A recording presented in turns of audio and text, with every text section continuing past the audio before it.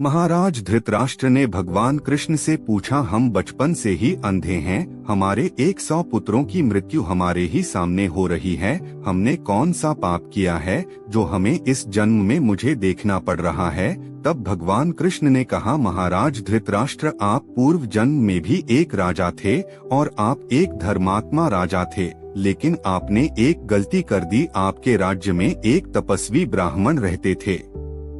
ब्राह्मण के पास हंसों का एक जोड़ा था जिसके 4 बच्चे थे। ब्राह्मण को उन हंसों से अपने संतान के जैसा लगाव था। ब्राह्मण को तीर्थ यात्रा पर जाना था, लेकिन हंसों की चिंता में वह जा नहीं पा रहे थे। उसने अपनी चिंता एक साधु को बताई। साधु ने कहा, तीर्थ में हंसों को बाधक बताकर हंसों का अगला जन्म खराब क्यों करते हो? राजा प्रजापालक होता है, तुम और तुम्हारे हंस दोनों उसकी प्रजा हो। हंसों को राजा के संरक्षण में रखकर तीर्थ को जाओ।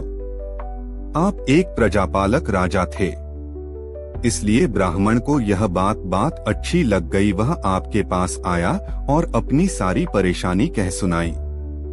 आपने ब्राह्मण के तीर्थ से लौट आने तक हंसों की रक्षा का दायित्व स्वीकार लिया।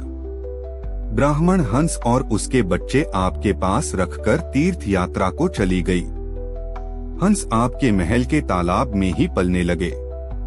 आपको एक दिन मांस खाने की तीव्र इच्छा हुई। आप उस समय अपने महल के बाग में घूम रहे थे। आपकी नजर हंसों पर पड़ गई। आपने सोचा, सभी जीवों का मांस खाया है, पर हंस का मांस आज तक नहीं खाया। इसका स्वाद आखिर कैसा होता होगा? आप इसी विषय पर सोचते रहे और हंस का मांस खाने की इच्छा तीव्र होती चली गई। यह इच्छा अब पराकाष्ठा पर पहुंच गई और आप खुद को रोक न पाए। आपने हंस के 2 बच्चे भूनकर खा लिए। उसका स्वाद आपकी जिह्वा को लग गया। हंस के एक कर 100 बच्चे हुए। आप सबको खाते चले गए। अंततः हंस का जोड़ा संतानहीन होकर दुख में मर गया। कई साल बाद वह ब्राह्मण तीर्थ यात्रा से लौटा और आपके पास आया। उसने आपसे अपने हंसों के बारे में पूछा। हंस तो आपके लोभ की बलि चढ़ चुके थे। प्रजापालक राजा यह कैसे कहता कि उसने अपने प्रजा की संपत्ति को चुपके से लूट ली।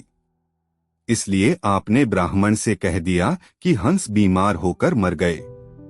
ब्राह्मण दंपति आप पर पूरा भरोसा करता था।